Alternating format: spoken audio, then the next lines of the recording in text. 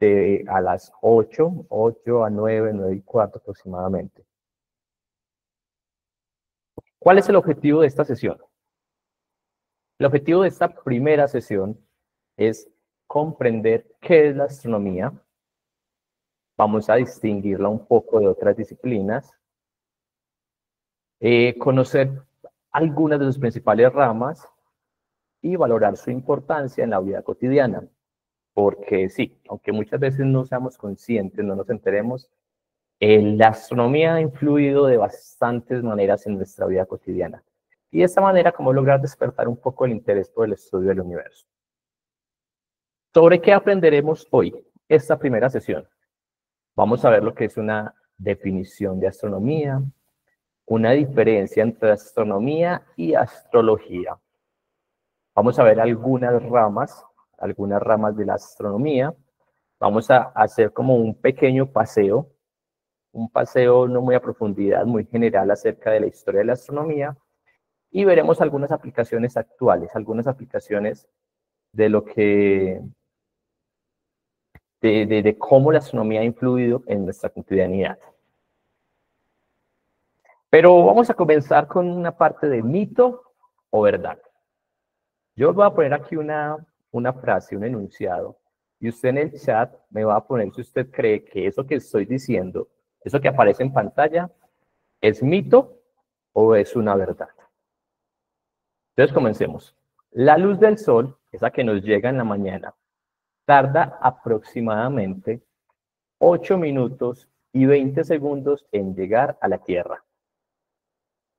¿Qué creemos? ¿Que es mito o que es verdad? Pongámoslo ahí en los mensajes. Varios dicen que es verdad, verdad. Uno dicen que es mito, mito, verdad. Excelente, excelente la participación. Entonces, la Tierra está a una distancia aproximadamente de 150.000 kilómetros del Sol. Eso es demasiado. De hecho, eso tiene una unidad particular que se llama unidad astronómica. Entonces, ¿qué pasa? Cuando sale el primer rayito de sol, bueno, el sol, valga la redundancia, siempre está emanando fotones, siempre está emanando luz, pero desde que un fotón sale como del bordecito del sol hasta que llega a la Tierra, sí se tarda aproximadamente 8 minutos y 20 segundos. Eso es lo que se demora aproximadamente, porque como lo vamos a ver en clases más adelantadas, algunas veces la Tierra está más cerca del Sol, otras veces está un poco más lejos. Entonces aproximadamente si tarda esto. Entonces el primero es verdad. Vamos a ver este. La Luna siempre se ve igual desde cualquier lugar de la Tierra. ¿Mito o verdad? Veamos a ver. La Luna siempre se ve igual desde cualquier lugar de la Tierra. A ver, Miguel Ángel dice que es verdad, Marlene dice que es mito. Uy, no, pasan muy rápido los mensajes, no alcanzo a verlos. Me disculpo. Mito, verdad, mito, mito, verdad.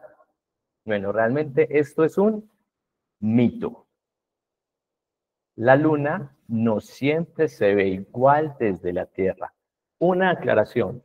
La Luna siempre nos está mostrando la misma cara. Eso es algo que se llama un bloqueo gravitacional. Siempre nos está mostrando la misma cara. Pero, ¿qué ocurre? Dependiendo la zona de la Tierra donde estemos, vamos a ver como una parte de la Luna. Aunque siempre estamos viendo la misma cara, dependiendo la parte donde la veamos, se va a ver. Es como si tuviéramos un carro de frente. Si yo estoy a la derecha, voy a ver un farol. Si estoy a la izquierda, voy a ver otro. Si estoy de frente, voy a ver otras cosas. Y por eso aquí podemos ver en el hemisferio norte, Canadá, Estados Unidos, parte de Europa, Asia, vemos cómo se ve la Luna acá. Lo podemos notar. Aquí uso el puntero láser. Esta es la forma en que generalmente se ve la luna desde el hemisferio norte, pero veamos que desde el hemisferio sur, que es parte de lo que nos corresponde a nosotros, se ve como si fuera al revés. Técnicamente es la misma cara de la luna, pero la vemos de diferente forma. Entonces, no, la luna no siempre se ve de la misma manera. A ver, siguiente. La luna emite luz propia. ¿Mito o verdad? Cuando vemos la luna, la vemos porque emite luz propia. ¿Mito o verdad?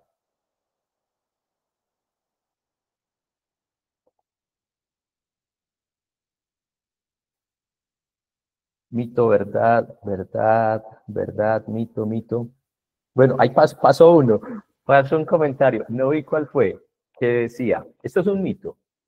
Realmente la luna la vemos y ella no emite luz propia, ella refleja la luz que le llega del sol. Alguien lo dijo por ahí. Aquí veo que Mari también lo dijo, pero alguien más lo dijo. La luna no emite luz, porque para hacer eso tendría que tener altas temperaturas, hacer fisión, fusión y todo eso, no. Vemos la luna porque le llega la luz del sol y ella la refleja hacia nosotros. Entonces la luna no emite luz propia.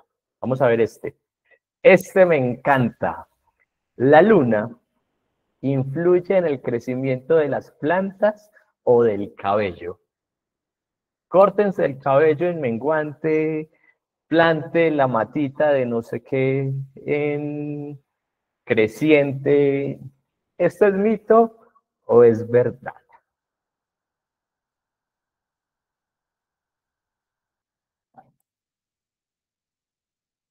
Vamos a ver, mito, verdad, me encanta que esto siempre está dividido. Esto es un mito, aunque está muy, muy, muy arraigado a la cultura. Y hay personas que lo pueden defender.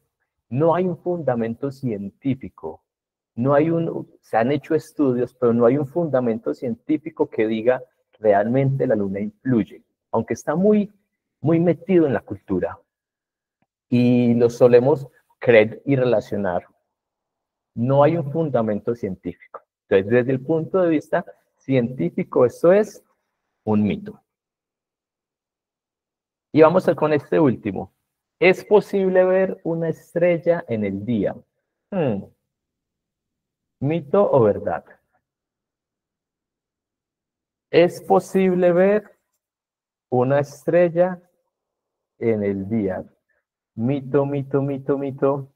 Uy, aquí sí está bien recargado eso hacia el mito. ¿Verdad? Mito. Listo. A todos y a todas, esto es una verdad. Y es una estrella muy importante para nosotros y se llama Sol. Esta era una pregunta más última como con trampa capciosa, porque el Sol es una estrella, entonces es posible que veamos una estrella, el Sol. Bueno, quería comenzar con esa actividad de mitos y verdades, y ahora quiero compartirles un poco de esa parte que de alguna otra manera creo que es lo que primero cautiva cuando uno habla de astronomía, y son esas imágenes. Esas imágenes bonitas, divulgativas, que, que uno ve y uno dice, wow, es hermoso. Estas imágenes son sacadas de una página que se llama APOD, A-P-O-D, A Photo of the Day, que es donde todos los días se sube una foto de astronomía y me parecen hermosas. ¿Y por qué las pongo? Porque en primer momento, al menos desde mi experiencia, fue lo primero que me atrajo de la astronomía. El ver esas imágenes de los planetas, de las estrellas, de las galaxias, que yo decía, wow, es hermoso. Entonces les quería como compartir esas imágenes, son imágenes reales, bueno, y reales con algunas ediciones del punto de vista para que tenga este color, pero en sí el contenido es verdadero. Aquí vemos una galaxia. Aquí vemos, este es el lado oscuro de la luna. Ese es el lado que nosotros no podemos ver de la luna que fue posible fotografiarlo con sondas. Creo que esta fue con una sonda china. Entonces ese es el lado de la luna que que nosotros no solemos ver. Y esta es una foto, una imagen de larga exposición, donde aquí a la izquierda mía tenemos la Vía Láctea y todos estos rayones que tenemos son cometas o satélites que pasan.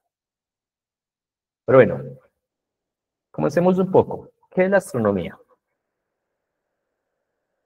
La astronomía es esa ciencia que estudia los cuerpos celestes. Cuando hablamos de cuerpos celestes, hablamos de ¿qué? De todo lo que está allá en el espacio. Estrellas, planetas, galaxias, cometas, agujeros negros, el espacio en general. La astronomía estudia eso, el espacio en general. ¿Qué estudia? Estudia su origen, estudia su evolución, estudia su estructura, estudia cómo, hacia dónde va ahora, cuál es la dinámica, cómo se mueve, estudia todo eso. Trata de entender, porque son más los misterios que hay, pero tratamos de entender eso, lo que hay allá en el cielo, en el espacio. La astronomía es una ciencia natural, como es la física, como es la matemática, como es la química, como es la biología. Y la astronomía es una ciencia no experimental. ¿Qué quiere decir no experimental? Que tristemente nosotros no podemos interactuar con nuestro objeto de estudio. La astronomía hace modelos y estudia desde la teoría, pero no hay forma de experimentar con una estrella, no hay forma de experimentar con otro planeta directamente, no hay forma de experimentar como con una galaxia. Entonces, eso es la astronomía, esa ciencia que estudia los cuerpos celestes. ¿Qué objetos estudia? Estrellas y constelaciones, planetas y lunas, galaxias y cúmulos de galaxias, agujeros negros, púlsares, cuásares, eso como que suena bastante, planetas, posibles condiciones de vida, el origen del universo, materia oscura y energía oscura, cosas que como que suenan así y llaman.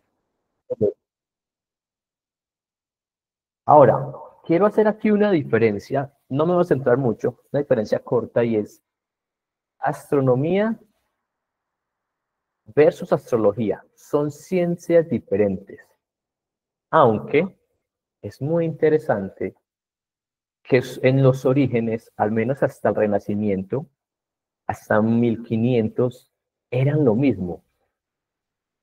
Cuando hablamos de siglos antes de Cristo o los primeros años, hasta más o menos 1500, 1600, la astronomía y la astrología eran lo mismo, lo estudiaban las mismas personas. ¿Por qué? ¿Cuál era la intención de la astronomía y la astrología? Tratar de ver el cielo y predecir. Eso hacían la astronomía y la astrología. De hecho, no se diferenciaban, trataban de predecir qué iba a pasar, predecir con las estrellas, predecir las estaciones, predecir con el equinoccio, predecir con los solsticios. Tenían una conexión muy a lo religioso. Entonces, cuando había un eclipse, el eclipse es cuando la luna se pone en medio del sol y la tierra y como que el sol se desaparece en el día, entonces era un presagio de algo muy malo que va a pasar. Pero también tenemos, por ejemplo, en Egipto, 4000 antes de Cristo, donde había una estrella muy especial, que es la segunda estrella más visible del cielo, que se llamaba Sirio, se llama Sirio, que nosotros la podemos ver todavía, que cuando Sirio salía en el horizonte, los egipcios sabían que en el río Nilo iban a haber crecidas. Entonces era un buen momento para tener sus cosechas. Pero todo esto iba así de la mano. Los que hacían astronomía hacían astrología. Más o menos hasta el 1500, 1600, cuando ya la astronomía se volvió un poco más técnica, donde ya tuvo más fundamento matemático y físico, donde ya tuvo ese método científico implementado en primer momento por Galileo Galilei, entonces ya se fueron separando. Cada uno tomó su camino.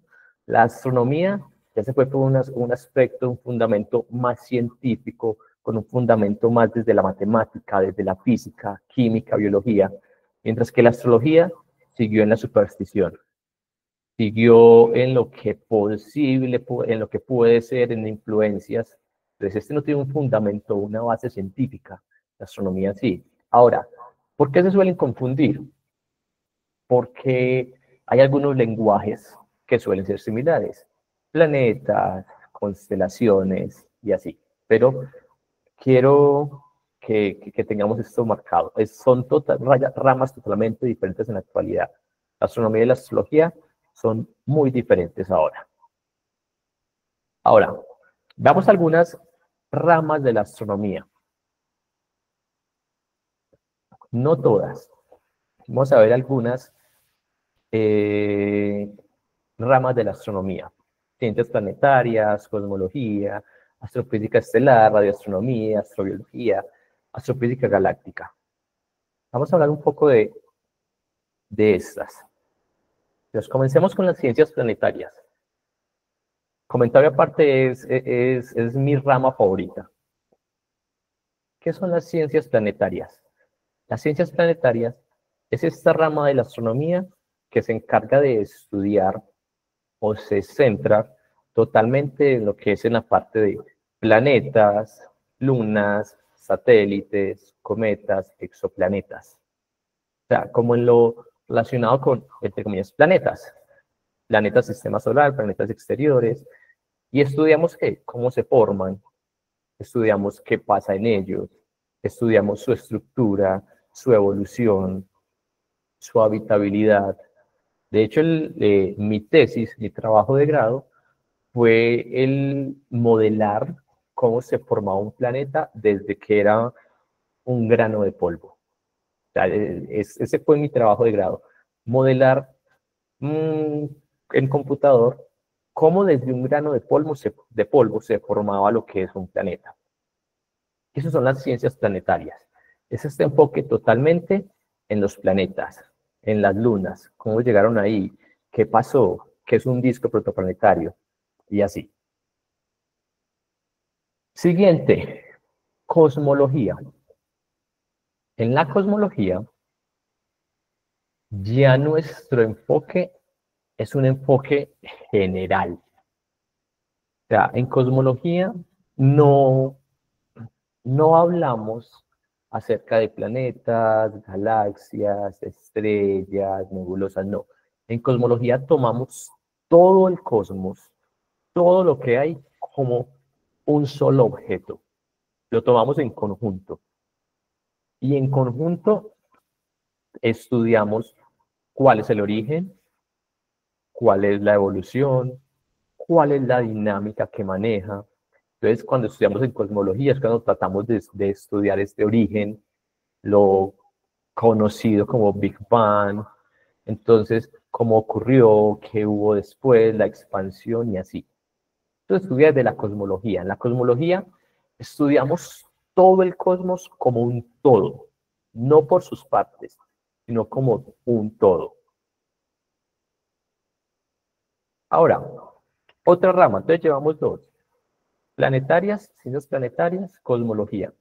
Astrofísica estelar. En astrofísica estelar, creo que su nombre lo deja un poco claro. Hablamos de estrellas. Hablamos de cómo evoluciona una estrella. Hablamos de cómo comienza desde la nebulosa estelar. Entonces, si la nebulosa estelar tiene tanta masa, va a pasar esto con la estrella, va a ser muy masiva. Cuando hablamos de masiva, hablamos de que va a tener mucha masa, de que va a tener mucha masa. O si va a tener una masa promedio, entonces dependiendo la masa, vamos a estudiar su vida, qué tanto va a vivir, cuál va a ser su tamaño, qué va a pasar después, cuál es la estructura interior de la estrella. Eso se estudia en astrofísica estelar. Todo lo relacionado con las estrellas, con su vida, su formación, su evolución, su final. Hay alguna clase de estrellas que el final es ese conocido y mítico agujero negro, ese objeto que creo que es de los que más llaman la atención en astronomía. Entonces llevamos 3. Ciencias planetarias, cosmología, astrofísica estelar. La radioastronomía. La radioastronomía es una rama de la astronomía, baja redundancia, donde estudiamos ondas de radio, donde estudiamos lo que nos llega, la información que podemos obtener, pero usando ondas de radio. ¿Qué son ondas de radio? Son otra frecuencia. Nosotros todo lo que vemos, así literal todo, está en algo llamado espectro visible. El espectro visible es una parte súper pequeña, pero súper pequeña, de todo el espectro en los que hay ondas. Está el ultravioleta, el infrarrojo, gamma. Dentro de todo eso están las ondas de radio. La radioastronomía estudia puntualmente en eso, porque le da algunas ventajas. De hecho, gracias a la radioastronomía, pudimos ver esto. ¿Quién me sabe decir en el chat qué es esta imagen tan rara? ¿Qué es eso que estamos viendo ahí? ¿Quién se arriesga a decirme en el chat qué creen que es ese objeto tan raro? Parece el ojo de Sauron. Bueno, alguien dice que el sol. 2 personas dicen que el sol. ¿Quién dice algo diferente? Una estrella, un eclipse, la capa de ozono, el sol. Huepa. Aisha creo que es la primera que logré ver acá, que acertó. Eso es la primera imagen que se pudo construir de un agujero negro. 2019, M87, si no estoy mal. Esto que estamos viendo ahí fue la primera imagen que se pudo construir de lo que es un agujero negro. De resto, todo lo que hemos visto son presentaciones pictóricas, creativas. Pero esto que estamos viendo ahí fue la primera imagen científica diseñada de un agujero negro. Paréntesis, comentario aparte. No sé si se han visto Interstellar. Esa simulación de agujero ahí es la mejor simulación por computador que se ha hecho de un agujero negro. Pero así es como realmente nosotros podríamos ver. ¿Y en qué fue captado este agujero negro? ¿Por qué lo pongo acá? Porque fue captado en ondas de radio. Durante mucho tiempo, durante muchos años estuvo captando y luego fueron recopilando toda esa información hasta poder armar, entre comillas, esta primera imagen de un agujero negro. Entonces recordemos, esto es lo que hace la radioastronomía. Y pasamos a la astrobiología. ¿Qué estudia la astrobiología? ¿En qué se centra la astrobiología? Con la astrobiología es esta rama que trata de ver si es posible, si es factible encontrar vida en otros planetas. Hay algo que se llaman biomarcadores. ¿Qué son biomarcadores? Biomarcadores son como señales, son pistas que podemos encontrar en otros planetas que digan, uy, es factible que haya vida.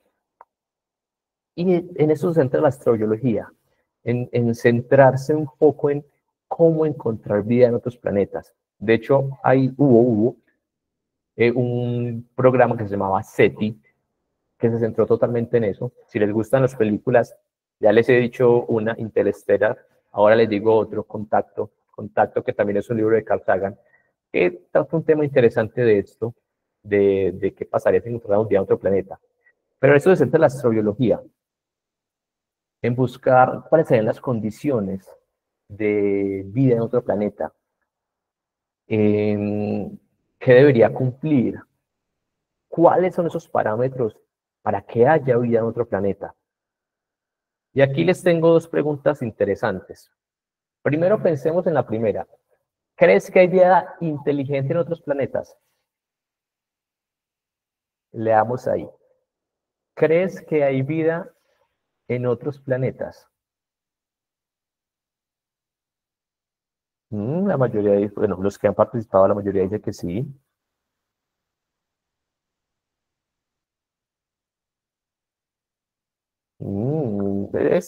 Vemos una tendencia muy hacia el sí.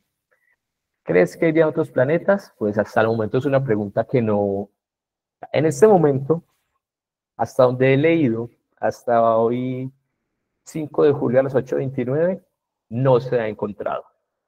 Que haya o no haya, no lo sabemos. Hay una ecuación muy interesante para aquellos que sean más curiosos, más curiosas. Igual creo que la vamos a ver, esto es de las últimas sesiones, que se llama la ecuación de Drake, que es una ecuación que calcula la probabilidad, o al menos los planetas en los cuales debería haber vida, y realmente el resultado es muy alto. Entonces la pregunta es si desde un punto de vista científico, entre comillas, los planetas en los que debería haber vida es tan grande, ¿por qué no hemos encontrado? Y hay muchas teorías o hipótesis alrededor de eso. Pero, ¿crees que hay vida en otros planetas? Pregunta abierta. Y en la segunda pregunta, esa se me hace más interesante. ¿Qué harías? ¿Qué harían ustedes si hoy cerrando nuestra clase entran a X, antes Twitter, o entran a Facebook, o en las noticias aparece que se comprobó que hay vida inteligente en otro planeta? ¿Qué harían? A ver, escríbanme ahí, ya pero que ya es comprobado que hubo un contacto con otra especie alienígena, otra especie extraterrestre. ¿Qué harían ustedes? Aquí dicen que en shock, sería impactante, sería mucho. Ok, Luz Helena diría que se desmayaría. Y sería muy interesante, ¿qué pasaría? ¿Qué pasaría si hubiera vida en otros planetas? Si se confirmara. Sería más bonito, dice, porque eso cambiaría realmente casi todos los aspectos de nuestra vida, desde los aspectos filosóficos, religiosos, políticos, sociales, los aspectos ético-morales. ¿Cómo sería ese impacto? ¿Cómo impactaría todo el saber que hay vida en otros planetas? Pero bueno, de eso se encarga ¿qué? La astrobiología. La astrofísica galáctica. Bueno, aquí rebobinemos. ¿Cuáles llevamos? Ciencias planetarias, cosmología, astrofísica estelar, eh, astrobiología, astrofísica galáctica. En la astrofísica galáctica ya nos centramos en las galaxias. Cuando hablamos de galaxias, hablamos de un conjunto inmenso de estrellas, polvo galáctico, gas y planetas. En la astrofísica galáctica se encargan de estudiar esto. ¿Cuál es la evolución de la galaxia? ¿Qué tipo de galaxias hay? ¿Cómo se formaron? ¿Cómo llegaron hasta ahí? Cuando hablamos de galaxias, hablamos principalmente de tres tipos, que son espirales, elípticas e irregulares. ¿Quién me sabría decir en el chat cómo se llama la galaxia en la cual estamos nosotros? ¿Quién me sabría decir ahí? ¿Cómo se llama la galaxia en la cual vivimos y habitamos nosotros? ¿Qué nombre tiene esa galaxia en particular? Tierra es nuestro planeta. Muy bien. La Vía Láctea. ¿Alguien lo puso? ¿Se me pasó?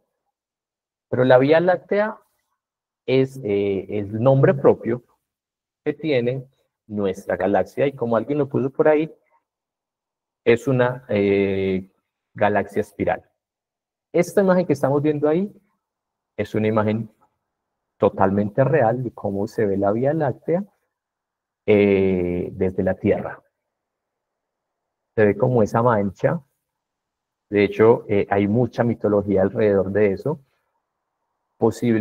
Algunas culturas decían que era porque esta Vía Láctea era porque esa forma que se forma ahí era leche que había regado, que se había desparramado de la Pachamama. Y aquí tenemos esa figura, que como dijo alguien ahí, no alcancé a leer quién, es una espiral conocida como espiral barrada. ¿Por qué barrada? Porque tiene esta barra en el centro. Todos estos son brazos que tienen las espirales, y en la clase de galaxias vamos a hablar un poco más de estas galaxias. Ahora les quiero preguntar acá, por curiosidad, si ustedes fueran astrónomos, si fueran astrónomas, ¿qué rama les gustaría estudiar y por qué? De estas 6 que vimos, no son las únicas, hay más, pero quise abordar estas, porque son como más generales. Si ustedes fueran astrónomos y astrónomas, si se dedicaran a estudiar esto, si estoy despertando el interés en ustedes, ¿cuál de esas ramas les gustaría estudiar? ¿Y por qué les gustaría estudiar eso?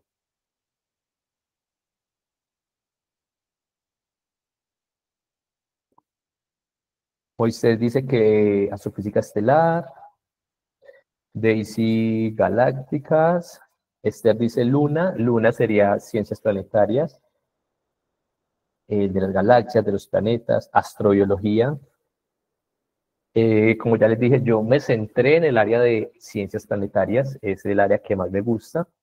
Toda esta parte de exoplanetas, de formación de planetas y esto, galaxias, luna, había otros planetas. Listo. Entonces, estas son algunas de las ramas, eh, principales ramas. Pero ahora démonos un paseo, un flash por la historia de la astronomía. No nos vamos a ir muy a profundidad, no vamos a centrarnos como así general para que veamos varias cosas. Primero, para que entendamos cómo la concepción del universo ha cambiado. Cómo la idea de universo que había en un principio con los sumerios, mesopotámicos, con Egipto, ha cambiado hasta ahora. Y, para que y que nos preguntemos nosotros y nos cuestionemos cómo va a cambiar de ahora en adelante. En 100 años, ¿qué diremos? Y también para que veamos cómo las matemáticas, la física, el método científico ha ido formando como una estructura, ha ido formando unas bases de estudio que nos han ayudado mucho. Entonces, cuando hablamos de astronomía, comenzamos desde la astronomía ancestral o prehistórica, que es de las 3000, 4000 antes de Cristo. ¿Qué características teníamos ahí? Observación del cielo sin instrumentos. Ahí todo lo que se hacía era directamente viendo las estrellas todas las noches. Todas las noches se estaban viéndolos, pero como no había contaminación lumínica es como hay tanta luz ya en las ciudades, o ya las ciudades, las grandes metrópolis tienen tanta luz, entonces ya es menos factible ver hacia el cielo. Veámoslo de la siguiente manera. Si ustedes van en un auto y viene un carro de frente con las luces encendidas, ¿qué pasa? Uno hace esto. Uy, ¿por qué? Porque esa luz no le permite ver. De alguna u otra manera, eso es lo que pasa con el cielo. Cuando hay tanta luz de las ciudades, de las metrópolis, hace que en el cielo se vean menos estrellas. Si es posible, haga el experimento muy básico, muy sencillo. Mire el cielo en una ciudad grande, Lima, Trujillo, Chiclayo, y va a haber muy pocas estrellas, pero véalo en un lugar alejado de la ciudad, véalo en una montaña, algo alejado de la ciudad, y se va a ver la diferencia que se ve al mirar el cielo. Entonces, ¿cómo era la astronomía ancestral o prehistórica? Se observaba sin instrumentos y ellos, con base a esos registros que hacían sus siembras, hacían mitología, orientaban, hacían calendarios. De hecho, es muy interesante porque los mesopotámicos, muchos años de esta época, solo observando, desarrollaron algo que se llamó el ciclo del Saros. Y el ciclo de Saros es que ellos predijeron, ellos con ese ciclo podían predecir más o menos cada cuánto se daban eclipses. Hace 4000 o 3000 años antes de Cristo, ya se estaba prediciendo con cuándo se iba a dar un eclipse. Eso es increíble, porque nosotros ahorita lo hacemos, porque tenemos satélites, tenemos computadoras, pero estamos hablando de hace demasiado años. Pero ellos solo viendo el cielo y registrando lo que iba pasando, porque eran observaciones de años, podían predecir eso.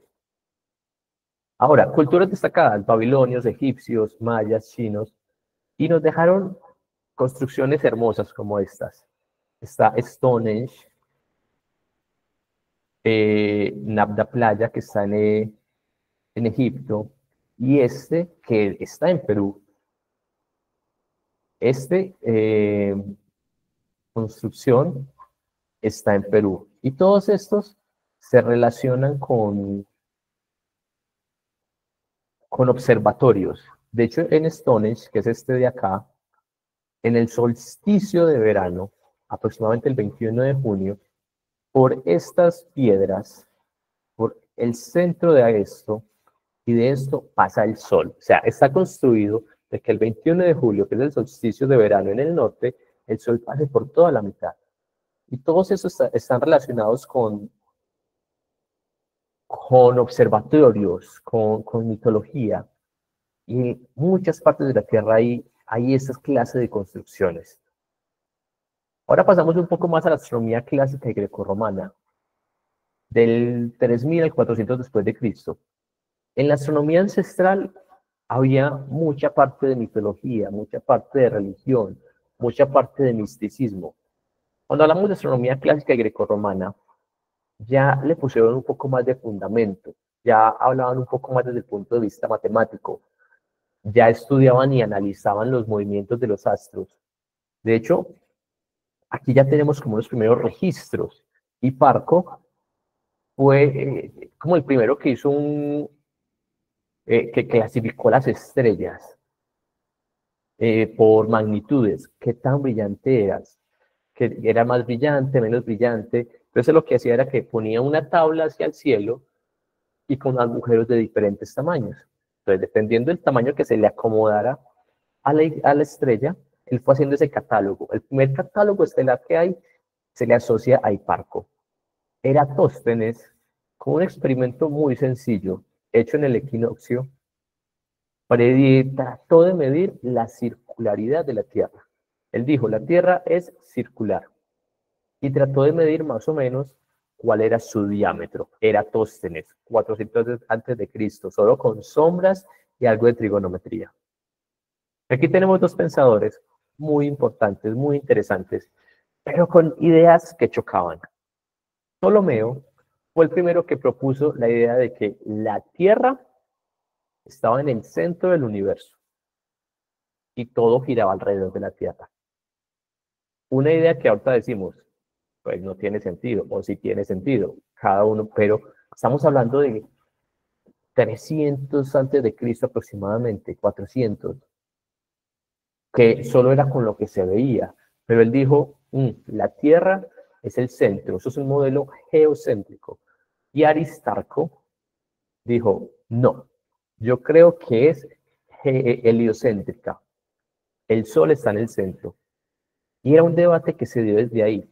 ¿Con cuál se inclinó más la cultura y la iglesia? Por la idea de Ptolomeo. Más o menos hasta el 1500, 1600, se creyó que el centro del universo era la Tierra.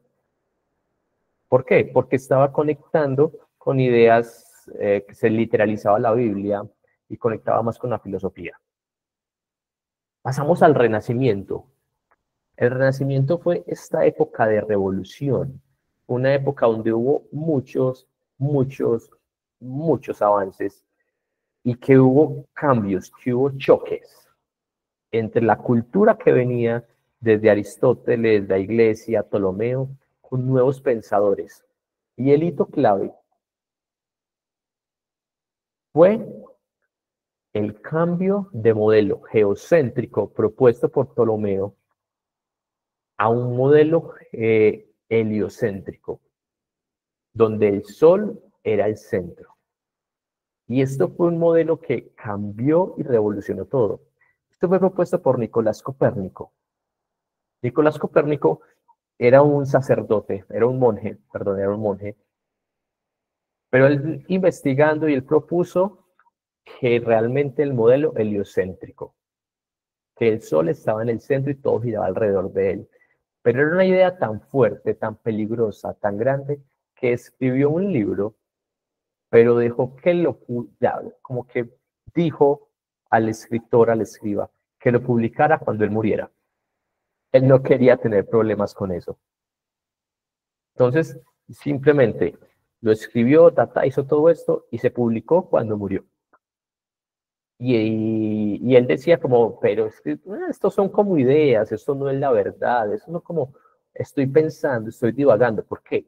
Porque era ir en contra de la iglesia, que era una entidad supremamente fuerte. Y este fue como el primer comienzo. Luego tenemos otros pensadores como Tycho Brahe, o Tycho Brahe, que fue uno de los mejores observadores sin instrumento del cielo. Tenía mucho dinero, entonces tenía un observatorio y observaba el cielo así, a ojo. Hizo muy buenos observaciones y reportes. Y trabajó de la mano con Johannes Kepler. Tycho Brahe era muy empírico, muy observador. Johannes Kepler era un muy buen matemático y trabajaron juntos. Tycho Brahe contrató a Johannes para trabajar en el observatorio. Pero aquí ocurre algo. Tycho Brahe era muy receloso con sus datos. Tycho Brahe tenía todas sus observaciones, pero era celoso, no las compartía. Y Johannes Kepler, pues, trabajaba para él. Y aquí, a los que les gusta la conspiración, a los que les gusta esas teorías como que sin fundamento o no se pueden comprobar, pero que están ahí, hay algunos que dicen, comentan por ahí, que Johannes Kepler envenenó a Tycho Brahe. ¿Por qué? Porque Johannes Kepler necesitaba esos datos que tenía Tycho, porque Tycho durante muchos años había eh, obtenido datos y los había guardado, pero no los compartía.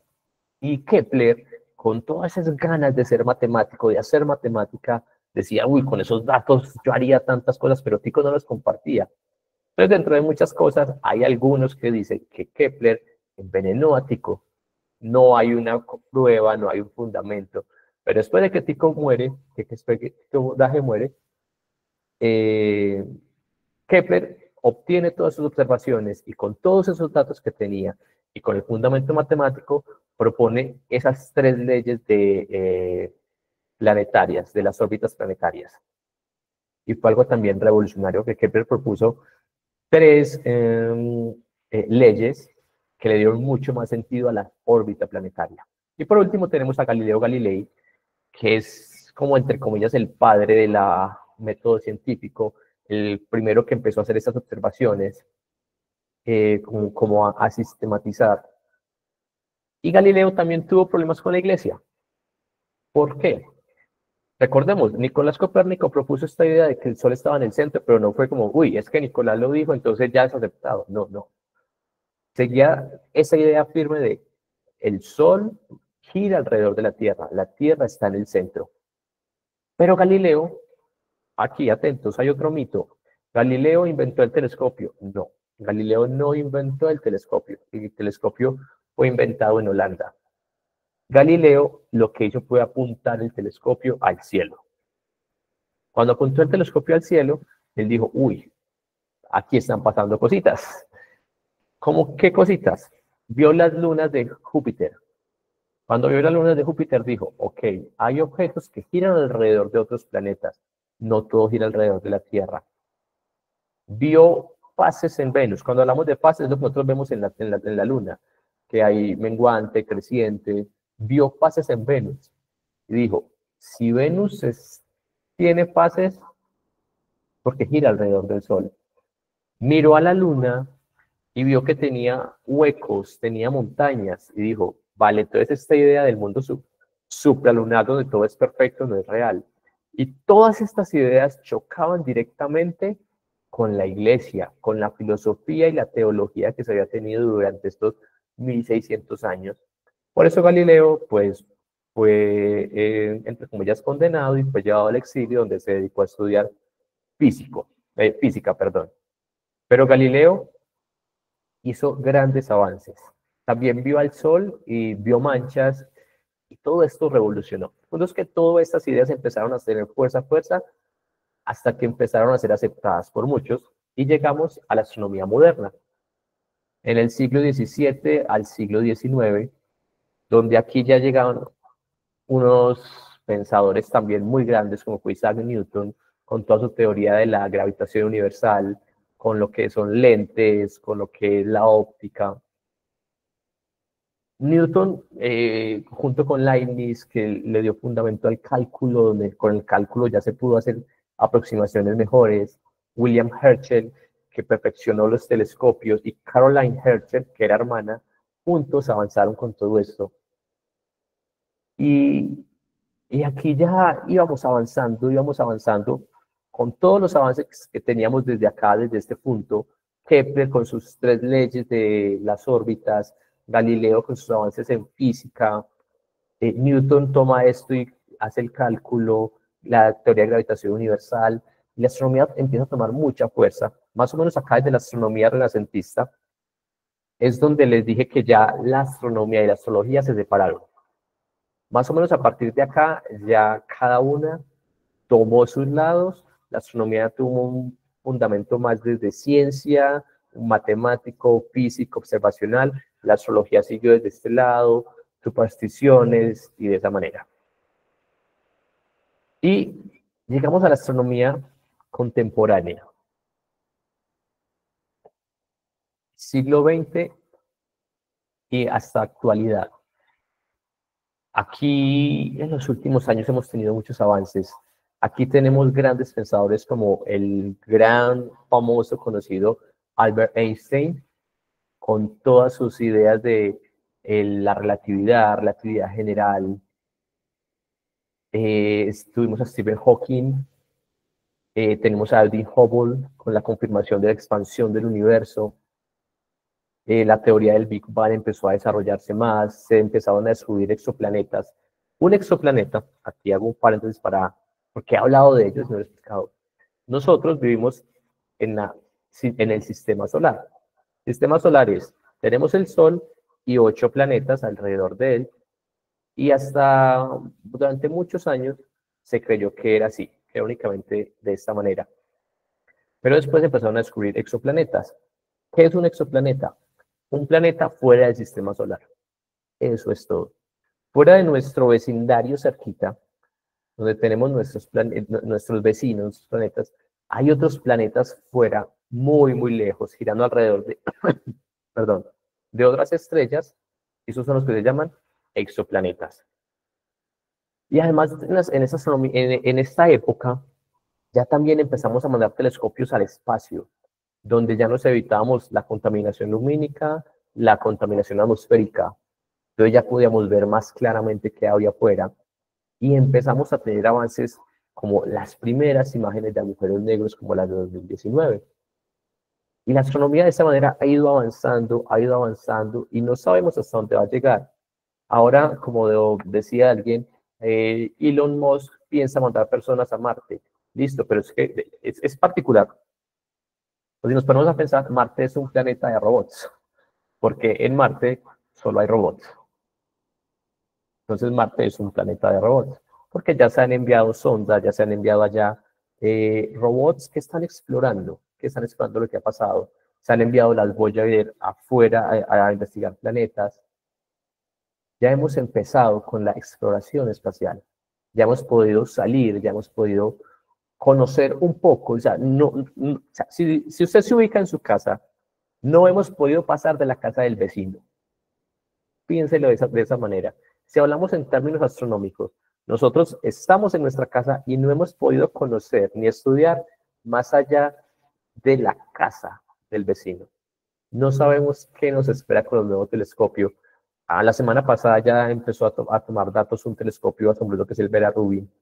Y es emocionante pensar qué nos espera o qué les espera ya a las futuras generaciones. Y con esto vemos un paseo general de la astronomía. Así. ¿Qué ha pasado? Ahora, ¿qué aplicaciones? ¿Cómo ha conectado esto? ¿A qué llega? ¿Cómo la astronomía ha influenciado en la cotidianidad? De lo primero, que en este momento no tanto, pero que se dio durante muchos años, durante muchos siglos, fue las siembras y las cosechas.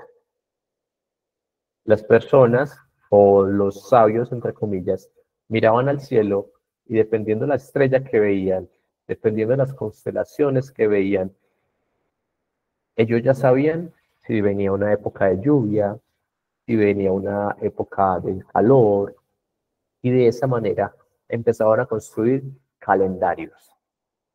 Cuando se empezaron a elaborar o a plantear calendarios solares, calendarios lunares, empezamos a establecer nosotros una cotidianidad.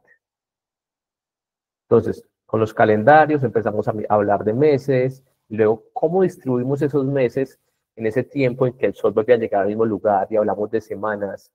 Y todo nuestro tiempo que está organizado a partir de fechas especiales, meses, días, años, todo eso empezó cuando observamos el cielo. Observando el cielo fue que pudimos establecer todos los calendarios que hoy nos rigen y que son tan importantes. Y eso a la misma vez llevaba a ver las cosechas, qué se iba a plantar y definía. De hecho, los encargados de ver las estrellas tenían que ser tan precisos que si no acertaban, posiblemente eran muertas, eran matados por el rey del momento. ¿Qué más acercamientos hemos tenido? Satélites y comunicaciones. Por medio de la mecánica celeste, que es el estudio de cómo un cuerpo se forma, perdón, se mueve, de cómo ha podido empezar a orbitar en el cielo, todo esto lo hemos logrado y nos ha llevado a desarrollar cosas como el GPS, a tener satélites. ¿Por qué? Porque hemos estudiado por medio de la astronomía todos estos aspectos. Tenemos la exploración espacial y robótica. Hemos podido lanzar cohetes a otro lugar, robots en Marte. Y de hecho es muy interesante porque mucha de esta tecnología que hay en robots, porque se envían robots a Marte y para estudiar el suelo, para estudiar las rocas, esa tecnología que se usa en las manos robóticas ya se usa en la Tierra para cirugías súper de precisión con tecnología que ha venido ¿de dónde? De la exploración robótica y el cuidado del medio ambiente y el cambio climático. Toda esa parte de cómo el ambiente ha cambiado, de cómo se está viendo afectado, del cambio en los glaciares, todo eso ha venido de ahí, ha venido de estudiar desde el punto de vista astronómico, que atmósferas, estudiar el sistema. No, realmente la astronomía sí ha influido en cómo, en nuestra cotidianidad y en cómo se desarrolla. Ahora, respondamos ahí en el chat estas preguntas.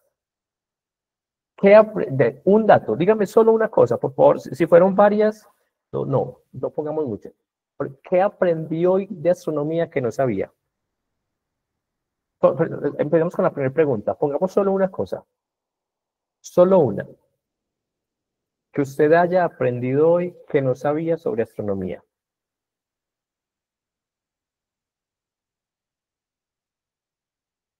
A ver, veamos aquí. Que existen galaxias, muy bien. La luna, muy bien. Lo del agujero negro. Pongamos ahí una cosa que haya aprendido hoy.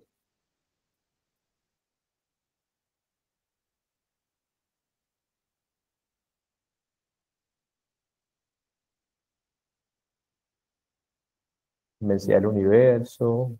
Ahí, mitos y verdad. Recordemos, entre todo lo que vimos ahí, que el Sol es una estrella, el Sol sí es una estrella que podemos ver y que todos los planetas giran alrededor del Sol. El planeta es la Tierra es el tercer planeta, Mercurio, Venus, Tierra, todo eso gira alrededor del Sol y está puesta una de esas ideas que cambió la forma en que se entendía el universo. Y de lo que aprendimos o de lo que vimos hoy, ¿qué fue lo que más te llamó la atención?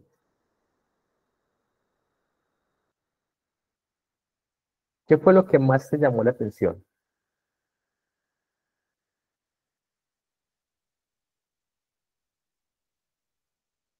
El agujero negro, robots en Marte, cómo se hacía astronomía hace 3000 años, eso también es asombroso. Entonces, ¿qué fue eso que más nos llamó la atención? A mí me encanta porque la astronomía despierta muchas curiosidades, despierta muchos aspectos en ese sentido. Sí, la inteligencia de las personas en la antigüedad, son muchos aspectos. Y quiero que piensen en eso. ¿Qué fue lo que más nos llamó la atención y qué aprendimos hoy? ¿Qué nos quedó ahí acerca de este primer acercamiento de manera general sobre la astronomía? ¿Y qué nos espera? ¿Qué nos depara el futuro? ¿Qué nos deparan los astros, para decirlo de alguna otra manera? Hoy dimos un paso inicial mirando el cielo con curiosidad científica. Hoy dimos ese primer paso, vimos un panorama general. ¿Qué vamos a ver en la próxima clase? Vamos a descubrir cómo las culturas interpretaban el universo. Aquí lo vemos de manera muy general, pero vamos a ver cómo algunas culturas interpretaban el universo, cómo transformaban el cielo en historias, en dioses, en mitología, cómo en el cielo veían guerreros, veían animales, veían barcos, cómo cada cultura veía algo diferente en el cielo y conforme a eso desarrollaba su propia cultura. Y veremos algunos de los principales modelos que se han dado. Y veremos entonces cómo la astronomía y la mitología caminan juntas bajo las estrellas. Fue un gusto haber estado con ustedes. Gracias por estudiar con SANE. Recordemos que SANE es de los pocos, el único que está ofreciendo ahora un curso de astronomía. Espero que lo puedan disfrutar, que estemos aprendiendo mucho. Gracias, de verdad, gracias por estudiar con nosotros. Esperamos que sigan ahí. Nos vemos en la siguiente clase. Recordemos que cada día estás más cerca de terminar tu secundario y de seguir aprendiendo con éxito. Espero que nos podamos ver ya en una próxima clase. Nos veremos el próximo sábado, Dios mediante, a la misma hora. Me ha gustado bastante. Hasta luego, hasta luego. No enciende el micrófono. Hasta luego, profesor. Hasta luego, profesor. Hasta luego.